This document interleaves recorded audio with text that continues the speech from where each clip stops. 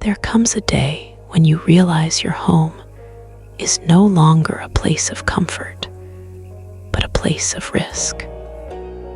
My name is Margaret. I'm 89 years old, and I remember the exact moment I understood I couldn't live alone anymore, even though I wasn't ready to admit it. It was early in the morning, and I was standing in my kitchen, holding a teacup that suddenly felt heavier than it should have. My hands trembled just slightly, but enough that I noticed. I remember staring at that cup, watching the tea ripple against the porcelain, and feeling something unfamiliar. It wasn't fear exactly. It was the quiet realization that my body was no longer asking for permission. It was simply changing. I had lived alone in that house for 13 years after my husband passed. His name was Daniel, and for more than 50 years, he had been the other half of every ordinary moment. When he was gone, the house didn't become empty right away. It took time. At first, I could still hear him in my memory. The way he cleared his throat when he read the newspaper. The way his footsteps sounded in the hallway. The way he always checked the locks before bed. I kept everything the same. His chair remained in the same place. His coat still hung in the closet. I wasn't ready to turn memories into objects. As long as things stayed where they had always been, it felt like the life we built was still alive somehow. People asked me if I was lonely. I always told them no. And most of the time, that was true. I had my routines. I woke up early. I made my tea. I watched the morning light move across the living room floor. I folded my laundry slowly. I sat by the window and watched people pass by without knowing their names. There was peace in that quiet, and I told myself peace was enough. My daughter called me every evening. She asked the same gentle questions. Did you eat today? Did you sleep well? Do you need anything? I always gave the same answer. I'm fine, sweetheart. I'm managing. And I believed that. I believed that as long as I could still manage, I was still myself. Then, one afternoon, I fell. It wasn't dramatic. I wasn't rushing. I simply turned too quickly while carrying a basket of laundry, and my foot didn't follow the way I expected it to. The floor came up faster than I could react. I remember the sound of the basket tipping over. I remember the feeling of the cold floor beneath my hands.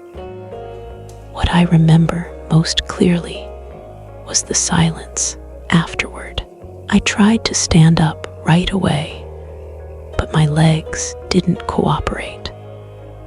I wasn't injured, not seriously, but I wasn't steady either.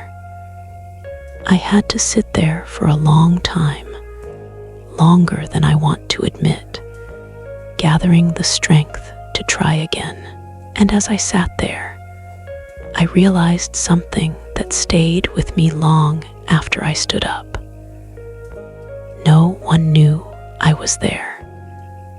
The walls that had protected me for so many years suddenly felt indifferent. the rooms that held my memories couldn't help me.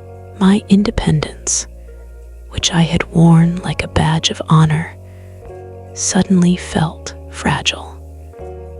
I didn't tell my daughter about the fall. Not at first. I didn't want her to worry. I didn't want her to look at me differently. I didn't want to become someone who needed watching.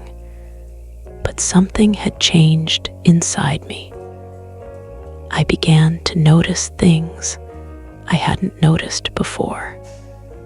How far the bedroom was from the phone. How steep the front steps were. How quiet the nights had become. Quiet in a way that didn't feel peaceful anymore. One evening, my daughter came to visit. She didn't say anything at first. She just sat beside me on the couch, the same couch where she used to fall asleep as a child with her head on my shoulder. She reached for my hand, and I realized her hands had grown older too. She said, very gently, "Mom, I worry about you here by yourself." I wanted to argue. I wanted to tell her I was still capable, still strong, still the same woman who had raised her, protected her, guided her. But the truth sat quietly between us. I wasn't the same woman anymore. That night, after she left, I walked through the house slowly. I touched the back of Daniel's chair. I ran my fingers along the kitchen counter, where we had shared thousands of ordinary mornings. I stood in the bedroom doorway and let the silence speak. I realized I wasn't holding onto the house because I needed it. I was holding onto it because I was afraid of what it meant to let it go. Letting it go meant accepting that time had moved forward without asking me if I was ready. A few months later, I made the decision. The day I left that house, I didn't cry the way I thought I would. I carried a small box of photographs with me. I locked the door one last time, and I stood there for a moment, not as someone being forced to leave, but as someone who had lived a full life within those walls. I moved into a small apartment not far from my daughter. At first, it felt unfamiliar. The walls didn't know my story. The rooms didn't carry my history. But slowly, something new began to grow. My daughter visited often. We sat together and talked about things we never used to have time to talk about. She told me stories about her life, and I told her stories about mine.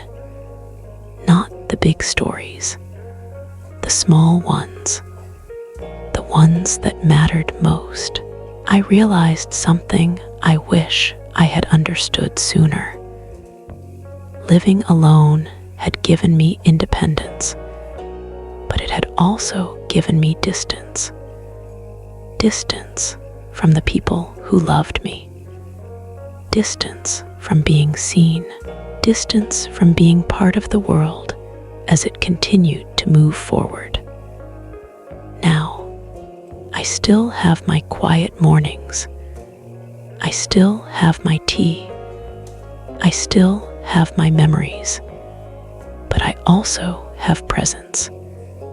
I have voices in my life. I have moments that remind me I am still here, still connected, still part of something larger than myself.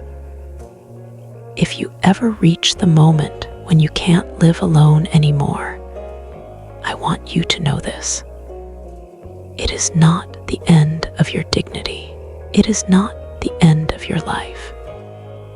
It is simply the moment you allow yourself to be held by the same love you once gave so freely to others.